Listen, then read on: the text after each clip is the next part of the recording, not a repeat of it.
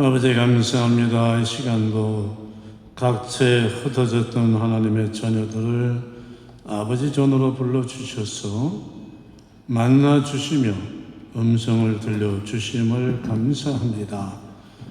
아버지 음성을 들으며 우리가 몰랐던 걸 배우게 되고 잘못된 걸 고치며 믿음이 더욱 강력해지는 은혜의 시간 되게 해 주시옵소서. 예수님의 이름으로 기도합니다. 아멘. 바다에 가보면은 파도가 끊임없이 몰려오다가는 가라앉고 또 몰려들다가 가라앉습니다. 특별히 그 큰 바다가 몰려올 때는 뭘 때려잡고 부술 것 같이 오지만은 그 순간만 지나면 가라앉고 또 잠잠해집니다. 파도는 그 순간만 넘기면 됩니다. 그래서 서핑, 바다에서 파도 타기 하는 그 서퍼들 보면은 오히려 그 큰 파도를 타고 넘어가면서 즐깁니다. 인생이 이런 겁니다. 파도 타기 같은 겁니다. 불경제라는 파도, 직장 문제라는 파도, 사업 문제라는 파도, 건강이라는 파도, 많은 파도들이 인생에서 끊임없이 몰려오지만 타고 넘어가면 됩니다. 타고 넘어가지 않으면 부딪혀서 바다에서 큰 배도 폭풍을 맞아가지고 깨지듯이 타고 넘어가지 못하면 인생이 깨지고 다칩니다. 이게 오늘 말씀의 내용입니다. 배를 타고 가다가 풍랑을 만나서 파도에 빠져 죽게 되던 베드로가 오히려 그 두려워하고 무서워하던 물을 밟고서 물 위를 걸어갑니다. 바로 이거예요. 우리도 베드로처럼 우리를 흔들어대는 인생 파도를 밟고 갈 수가 있습니다. 그러려면 우리는 예수님이 누구신가, 어떤 분이신가를 정확히 알아야 됩니다. 베드로와 다른 예수님의 제자들이 배를 타고 가다 이 풍랑을 만났는데 예수님이 이들을 향해서 오십니다. 예수님이 오셨는데 물 위를 걸어서 오셨어요. 이걸 보고 제자들이 너무 놀라서 유령이다 하고 소리 질렀어요. 기가 막힐 노릇이죠. 제가 예수님 같았으면 기사대결 한 번씩 때렸을 것 같아요.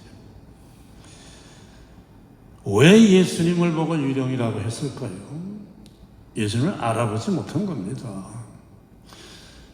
예수님을 믿는다고 하면서도 예수님이 어떤 분이시고 예수님의 능력이 얼마나 엄청나신 분인가를 몰랐던 거예요. 그러니까 물 위를 걸어오니까 상상도 못한 겁니다. 그러다가 베드로가 예수님을 알아봤습니다.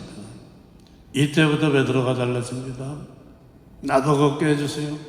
그러더니 물을 밟고 걸어갑니다. 예수님을 몰라볼 때는 물을 보고 그냥 무서워서 떨었는데 예수님을 알아보고 나서는 물 위를 걷는 믿음의 사람이 된 거예요. 예수님을 믿는다고 하면서도 내가 그 예수님이 어떤 분인가, 예수님의 능력이 얼마나 놀라운가를 모르고 있으면은 어려운 일이 생길 때 그걸 능히 밟고 넘어갈 수 있는데도 걱정하고 무서워하고 두려워합니다. 그러나 예수님이 어떤 분이신가, 예수님의 능력이 얼마나 놀랍고 얼마나 엄청난 일을 하시는 분인가를 알고 믿으면은 어려운 일을 당할 때도 물을 무서워하는 베드로가 오히려 그 물을 밟고 넘어가듯이 우리는 능히 우리에게 닥쳐오는 어려움을 밟고 넘어갈 수 있습니다. 오늘 사건을 좀 더 살펴보겠습니다. 예수님이 오시니까 예수님의 제자들을 죽일 것 같이 흔들어대던 풍랑이 잠잠해졌습니다. 제자들은 다 무사히 살아났습니다. 제자들이 풍랑 바다를 잠재운 거 아닙니다. 예수님이 해주신 거예요. 예수는 우리의 인생 문제, 우리에게 쏟아져 닥치는 그 모든 세상 문제를 이기게 해주시는 분입니다. 예수님이 우리에게 원하시는 것은 인생 파도와 싸워서 이기는 능력이 아닙니다. 예수님이 누군가를 정확히 알고 예수님의 능력을 믿는 그 믿음을 원하시는 거예요. 그러면 예수님이 베드로를 물 위로 걷게 해주듯이 문제를 우리에게 이기게 해주십니다. 물 위를 걸어오시는 예수님을 보고 베드로에게 이런 믿음이 생겼던 겁니다. 물 위를 걸어오시는 저 주님이 하게만 해주면 나도 물 위를 걸을 수 있겠구나. 주여 나도 걷게 해주세요. 주님을 바라볼 때 믿음이 생기고 주님을 바라볼 때 믿음이 커지는 겁니다. 세상을 바라볼 때 믿음이 커지는 거 절대로 아닙니다. 예수님의 능력이 엄청난 능력이라는 걸 모르면은, 이걸 안 믿으면은 예수님 믿는다고 교회 다녀도 전혀 걱정하지 않을 일인데도 조금만 일만 생겨도 걱정하고 두려워하고 무서워합니다. 제자들의 모습이 지금 그런 모습입니다. 예수를 믿는다고 예수님을 따라다니는데도 이렇게 무슨 일이 생기니까 두려워하지 않습니까? 예수님을 믿는 사람들이 정말로 예수님이 세상 모든 것을 이기시고 다스릴 수 있는 능력을 가지고 계시다고 믿으면은 무슨 일이 생길 때 무슨 걱정이 있겠어요? 예수님이 함께 하시는데 모르니까, 그렇게 안 믿으니까 조금만 일해도 겁이 나는 거예요. 여러분, 똑같이 교회를 다니는데 예수님이 어떤 분이신 걸 알고 예수님의 능력이 엄청나는 것을 믿는 성도와 아닌 성도의 삶은 같을 수가 없어요. 예수님을 잘 알고 능력을 믿는 믿음이 되면은 살다가 어려운 일을 당해도 걱정하지 않아요. 흔들리지 않습니다. 그러니까 베드로가 감옥에 갇혀서 죽게 됐는데도 찬송 부르질 않습니까?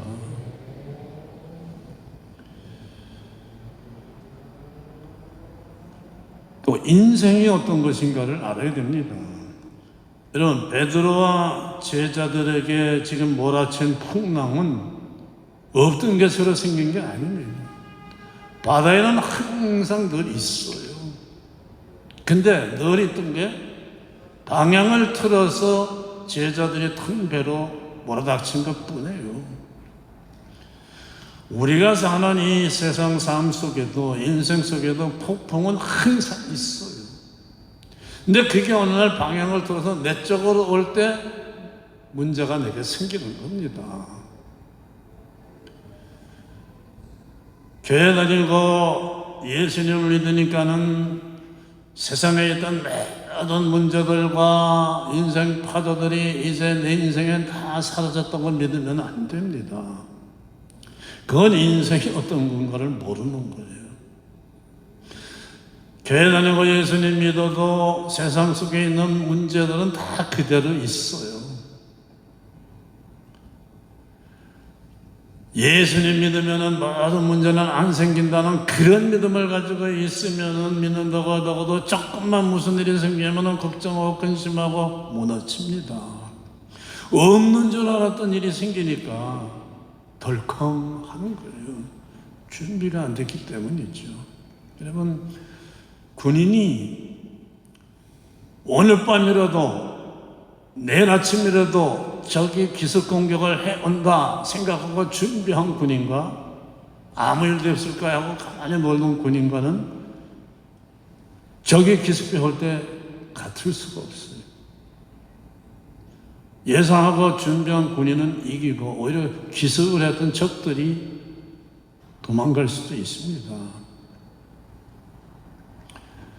주님을 믿으면은 교회를 다니면은 세상 많은 문제와 걱정들로부터 면제시켜 주겠다고 약속한 적이 없죠.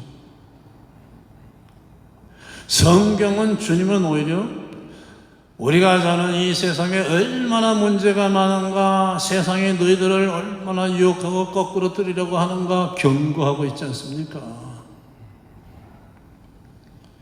주님이 약속하시는 것은 하지만 나를 믿으면 내가 너희를 능히 지켜주고 너와 함께하면 이기게 해주리라 하는 약속이에요. 이기면 되지 않습니까? 문제가 복으로 바뀌면 되지 않습니까? 뭐가 문제예요? 이 핵심을 붙들지 못하면 교회를 다니다가도 문제가 생기면 무너져요. 나만 고통당하고 괴로움을 당하고 손해가 납니다. 기독교의 핵심 주님의 약속을 정확하게 제대로 붙잡아야 돼요. 의사가 이렇게 하면은 뭐 감기 걸리고 이렇게 그러면 병 걸리고 이렇게 얘기해주는 의사가 진짜 의사지, 병 절대로 안 걸립니다 그러면은 그거 진짜 의사겠어요? 교회만 나오면은 부자 되고 교회만 나오면은 아무 문제가 안 생깁니다 이렇게 얘기한다면은 이거 진짜 복음 아니죠. 훈련시키는 거죠. 문제가 생겨도 이길 수 있는 십자가 군병 정병을 만들어 줘야 돼요. 그러면 어려운 일을 통해서도 믿음이 한 단계 올라가고 주님을 더 잘 알게 됐죠. 바다라는 곳에 항상 파도가 있듯이 우리가 살아가는 인생살이 속에 항상 파도가 있습니다. 근데 우리는 알지만은 언제 인생 파도가 방향을 바꿔서 나에게 불어닥칠지 또 알아도 이길 힘이 없습니다. 그래서 주님이 필요한 거예요. 제자들이 풍랑을 만나니까 주님이 찾아오셨습니다. 주님은 이미 제자들이 풍랑 만난 걸 알고 계셨습니다. 도와주시려고 오셨어요. 주님은 이렇게 다 아시는 분이고 우리가 어려울 때 찾아와서 함께 해주시는 분입니다. 찾아오시는데 우리가 봐야 할 가장 중요한 게 22절 말씀이에요. 지금 제자들이 바다를 가고 있는 이유를 22절이 알려주고 있습니다. 제자들은 지금 주님이 너희들 배를 타고 바다 저편으로 먼저 건너가라 말씀하셨기 때문에 배를 타고 가고 있는 겁니다. 자기들 마음대로 아무데나 가고 있는 게 지금 아니에요. 우리가 주님의 말씀을 따라서 살아야 되는 이유가 그겁니다.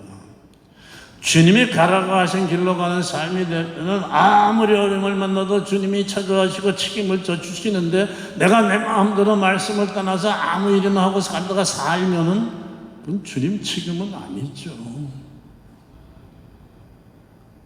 그래서 우리가 말씀대로 살아가야 되는 거예요. 그런데 잘 무리를 걷던 베드로가 물에 빠졌습니다. 왜 빠졌습니까? 중요한 이유가 거기 있습니다. 30절이 그 이유예요. 바람을 보고 무서워 빠졌다. 무서워 빠졌는데 무서워진 이유는 뭐다? 바람을 봤기 때문에. 여기서 본다고 하는 원래 헬라 뜻은 두 가지를 본다는 뜻이에요. 한쪽으로는 예수님을 바라보고 한쪽으로는 또 파도를, 바람을 보는 거예요. 베드로는 지금 예수님만 보고 간 게 아니에요. 한쪽으로는 예수님 보고 한쪽으로는 파도, 물을 보고, 그러니까 사팔의 믿음을 가진 거예요. 예수님만 바라보고 걸을 때는 무리를 걸을 수 있었는데 바람을 볼 때, 파도 치는 물을 볼 때 빠진 거죠. 어떤 믿음이 되어야 하느냐? 예수님만 바라보는 믿음이 되어야 해요. 여러분 교회 안에 그런 사람들 종종 있습니다. 믿음은 믿음이고 현실은 현실이지 이거 보통 문제되는 믿음 아니에요.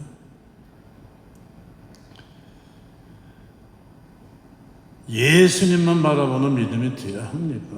예수님만 봐야지 예수님도 보고 세상도 보는 두 가지를 보는 믿음, 이 사파의 믿음이 되면은 인생 파도, 인생 문제 넘어가지 못하고 그 속에 빠져들고 맙니다. 베드로가 물에 빠지듯이. 예수님을 우리가 바라볼 때는 믿음이 생기고 그 믿음이 막 고무풍선에 바람이 꽉 차서 빵빵해듯이 커지는데, 눈을 놀려서 세상을 보면요, 바람이 꽉 차있던 고무풍선이 바람이 빠져나가는 것과 똑같아요. 세상이, 눈에 보이는 세상 일들이 풍선에 구멍을 내듯이 내 믿음에 구멍을 내기 때문에 그나마 들어가 있던 믿음도 빠져나갑니다. 여러분, 이렇게 주일날 교회 와서 예배할 땐 은혜 받습니다. 마음도 평안해져요. 왜냐? 교회에 있는 시간은 지금 세상을 바라보지 않고 주님을 바라보는 시간이거든요. 그러니까 믿음이 들어가죠. 기도 은혜가 가서 며칠 기도하면 더 크게 은혜 받고 힘을 얻습니다. 기도 은혜 가서 돌아올 때는 그 전까지의 내 모습과는 다른 뜨겁고 막 힘찬 모습이 돼서 돌아오죠. 기도 은혜 있는 동안에는 세상을 보지 않고 주님과 함께하고 주님을 바라보고 있었기 때문이에요. 그런데 오래가지 못합니다. 교회 문을 열고 세상으로 돌아가면은, 기도원에서 다시 현실로 돌아오면은 받았던 은혜와 뜨거운 예배가 서서히 또 식어요. 걱정, 근심이 또 생깁니다. 교회에서 예배하는 동안은, 기도원에서 기도하는 동안은 세상을, 현실을 바라보지 않았기 때문에 그렇게 됐는데, 주님만 바라보는 시간이어서 이렇게 됐는데, 떠나오면은 다시 세상을, 현실을 보게 되기 때문에 그런 겁니다. 그러므로 세상으로, 현실로 돌아가도, 예배 끝나고 교회 밖으로 현실로 돌아가도 계속 몸은 세상에 속했지만 내 마음은, 믿음은 주님을 바라보는 믿음으로 매일 살아가야 돼요. 그러면 계속 믿음이 더 치워지는 하루하루가 되는 거예요. 예수님을 바라볼 때가 성령 충만해지고 믿음 충만해질 그 시간이기 때문입니다. 그러니까 우리가 실제 삶 속에서 그 믿음을 더 확장시킬 수가 있어요. 그렇게 돼야 됩니다. 그래서 사실 그 교회가 얼마나 힘이 있는 교회인가는 주일 예배 몇 명 나오느냐에 달려있지 않아요. 수요 예배에 몇 명이 나오나, 새벽 예배에 몇 명이 나오느냐, 거기에서 사실은 있습니다. 여러분, 왜 부흥회 때는 은혜를 더 많이 받아요? 주님이 주일 예배 때 주시는 은혜와 부흥회 때 주시는 은혜, 등급을 따로 매기고 분량을 따로 매겨서 차이를 두셨기 때문이 아니에요. 주일은 그냥 하루 동안인데 부흥회는 며칠을 계속하지 않습니까? 들어오는 은혜의 분량이 벌써 달라져요. 주님을 바라보는 시간이 더 많기 때문이죠.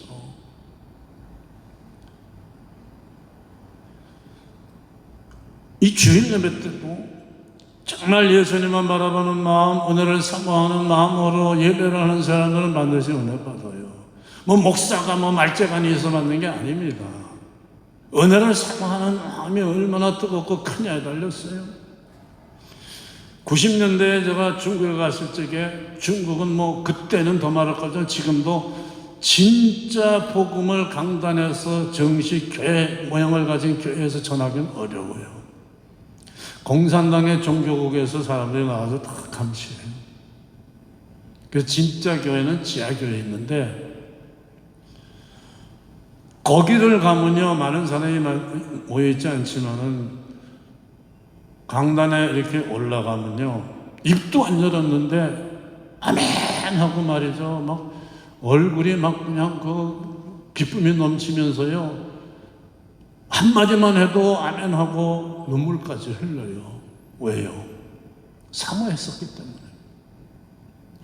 지하교회는 목사가 없어요. 그냥 성도님들 중에서 좀 믿음이 좀 리더가 될 수 있고 또 집사 정도가 인도를 하고 있으니까 그러니까 목사님이 인도에서는 예배를 하고 싶은 게 소원인데 그 목사가 올라오니까 그래서 올라올 때부터 하나님께 감사하는 마음이에요. 그러니까 하나님이 그 마음을 채워주시잖아요. 사모하는 마음을 안 채워주시면 실망이 크지 않습니까? 내가 얼만큼 예배를 준비하고 나오느냐의 차이가 엄청 큽니다. 여호와의 성경 어디 있어? 시간 되면 와이셔츠는 어디 있어? 이래가지고 와서는 별로 은혜 받기 힘들어요. 그러나 여러분, 유대인들이 왜 금요일날 해 떨어지면은 일체 모든 행동을 안 하고 집에서 들어가 있습니다. 다음날 이 사람들은 토요일에 예배하죠. 여러분, 운동선수도 준비를 많이 연습을 하고 나온 운동선수와 이 게임과 놀다 온 운동선수는 달라요. 음악도 콘서트 하는데 그 준비 안 하고 온 연주는 달라요. 준비하고 예배에 은혜를 삼하는 마음으로 나왔을 때 그 예배는 엄청 다릅니다. 하지만 교회는 왔지만 앉아서 예배는 하지만 마음속으로 지금 이 생각 저 생각을 하고 있고 예배 끝난 다음에 할 일 개 모임에 나가서 개돈 받을 국리 이거 하고 있으면요 은혜가 들어가질 않습니다.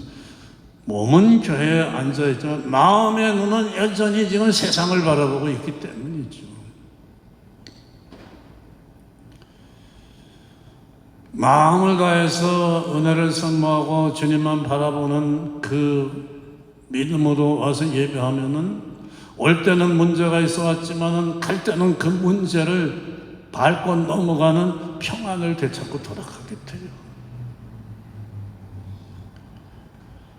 예수님을 믿는데도 교회를 다니는데도 마음속에 항상 걱정, 근심이 들락날락하고 있으면은 그것은 주님만 바라보지 않고 눈을 돌려서 현실을 바라보는 시간이 있기 때문에 그렇죠. 그 시간을 통해서 마음속에 들어온 그것들 때문에 그런 겁니다. 그래서 마음을 다스리라 성경이 말씀하잖아요. 마음을 지켜야 돼요. 무릇 지킬 만한 것보다 내 마음을 지키라. 마음이 은혜의 창고거든요. 또 창문이거든요. 그리고 예배 끝나고 교회 밖으로 가서 실제 삶의 현장에서도 주님만을 바라보고 사는 사람은 직장이나 사업의 현장에서도 계속 은혜를 받는 삶이 됩니다. 주님이 함께 하시니까. 무리를 걷던 베드로가 바람을 보고 물을 보고 다시 무서워서 물에 빠집니다. 누구의 잘못이에요? 주님의 잘못이에요? 베드로의 잘못이에요? 물을 본 베드로의 잘못이죠. 우리가 주일에 은혜 받고 부흥해서 은혜를 받았는데 뜨거워졌는데 조금 지나다 보니까 어려운 일이 생기고 문제가 생겨서 힘듭니다. 주님 잘못일까요? 내 잘못일까요? 물론 주님만 보고 가는데도 어려운 일이 생길 수가 있습니다. 그런데 이때는 주님만 바라보고 가는데 어려운 일이 생겼을 때는 두려움이 느껴지진 않아요. 혹 있다가도 금세 사라져요. 주님이 다시 보이니까. 그런데 문제가 생겼을 때 그냥 걱정 충만, 두려움 충만 이것뿐이면은 이건 문제예요. 그거는 지금 내가 주님을 바라보지 않고 세상을 보고 있다가 터진 문제이기 때문이죠. 베드로가 예수님만 바라봤을 때 물이 보이지 않았습니다. 그런데 물을 보니까 예수님이 안 보이는 거예요. 마찬가지예요. 우리가 주님만을 바라보고 살아야 되는데 눈을 돌려 세상 일을 현실을 보게 되면은 그렇게 되는 겁니다. 내 믿음의 문제가 무언가를 알 수 있어야 돼요. 31절 보면은 물에 빠진 베드로를 보시고 주님 말씀하십니다. 믿음이 작은 자여 왜 의심하였느냐? 의심이 문제였어요. 의심이 들어가면은 받았던 은혜가 사라집니다. 의심과 은혜는 같이 있을 수가 없어요. 의심이 들어가면 성령님의 역사가 그치게 돼요. 내 삶은 은혜 받기 이전처럼 힘이 없어요. 여러분, 의심은 누구의 겁니까? 하나님에게서 오는 것이 아니에요. 의심은 사탄의 것이죠. 하와가 사탄의 말을 들으니까 하나님 말, 선악과 먹지 말라는 말을 의심했잖아요. 내가 지금 예수님에 대해서, 성경 말씀에 대해서 확 믿지 못하고 의심을 가지고 있으면은 지금 내 마음속은 주님이 주신 마음이 아니라 사탄이 집어넣은 마음에 지배당하고 있습니다. 주님이 주신 마음이 내 안에 있다면 믿게 되죠. 사탄이 주는 마음이 내 속에 들으면 있던 믿음, 은혜도 사라지고 의심이 들어요. 이게 기도하면 될까? 믿음은 믿음이고 현실은 현실이지? 이렇게 됩니다. 의심, 벌써 내 안에 의심이 있으면은 사탄이 내 안에 있다. 정세죠. 여러분, 콧물 나고 기침하고 하면은 뭐라고 그래? 너 감기 걸렸지? 콧물 나고 기침 나면 감기 정세죠. 의심은 내 안에, 내 믿음 속에 뭐가 와 있다? 그 정세예요. 내 믿음이 지금 떨어지고 있다는 신호입니다. 베드로가 무리를 갖다가 다시 물속으로 빠지니까 주여 나를 구원하소서 하고 외쳤습니다. 그러니까 예수님이 즉시 손을 내밀어 구원해 주시면서 말씀하셨죠. 믿음이 적은 자여 왜 의심하냐. 의심의 원인이 또 나와요. 믿음이 작은 거예요. 베드로의 문제는 믿음이 없는 게 문제가 아닙니다. 있긴 있는데 작은 거예요. 믿음의 크기가. 그러니까 믿음의 크기가 충분하지 못하니까 그 빈자리 속에 의심이 들어가는 거예요.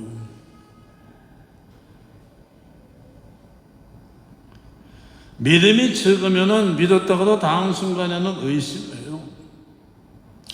부흥회 때 은혜를 받아가지고 막 마음이 뜨거워지고 맞아 했는데 믿음이 작으면은 다음날, 그 다음날 가면은 작아져. 의심이 생겨. 약해져. 은혜를 받아도 충만했을 적에는 막 그냥 탁 집문서도 헌금으로 바치죠. 여러분, 전 세계에서요, 대한민국 기독교인처럼 위대한 사람은 없어요.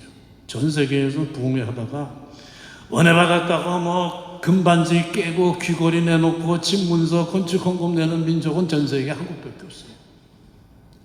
미국 목사님 선교에서도 깜짝깜짝 놀라요.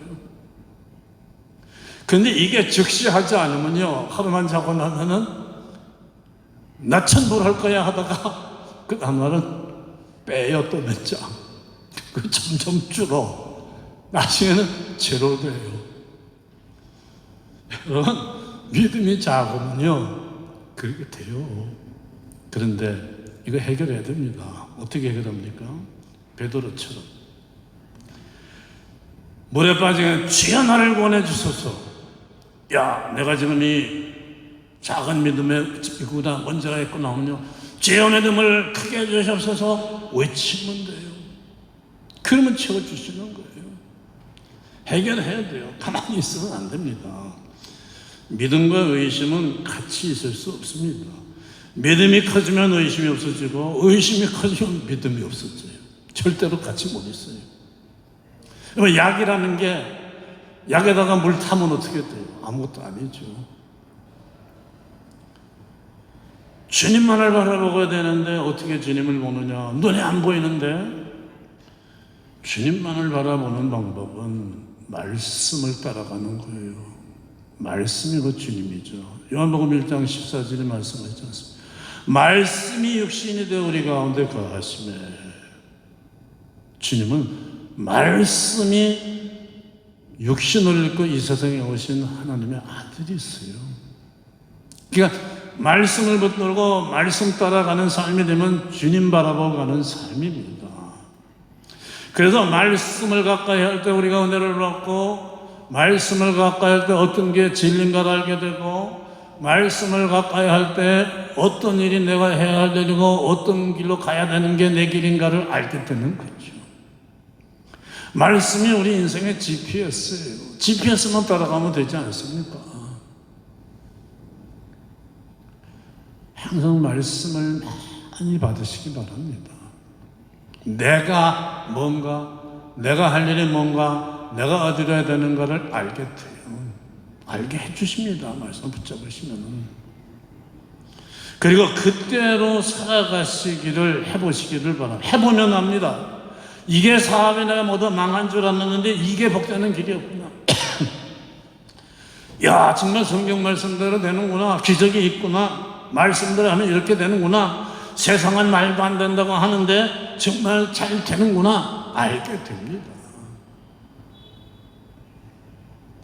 인생 파도에 놀라지 마시기 바랍니다. 항상 있는 거예요. 내 힘으로는 못 이기지만 주님 바라보고 달려가면은 주님이 가라고 하신 곳에 가다가 풍랑을 만나니까 제자들에게 오셔가지고 이기게 해주신 것처럼 이기게 해주세요. 인생의 파도들을 밟고 걸어가며 승리하는 승리자들 되시기를 축원합니다. 기도하겠습니다. 아버지 감사합니다. 우리에게 말씀을 주셔서 말씀에서 나오는 능력으로 세상을 이기고 말씀에서는 은혜로 뜨겁고 충만하며 승리의 길, 주님이 인도하시는 길로 가는 삶이 되게 해주신 것을 감사합니다. 예수님의 이름으로 기도합니다.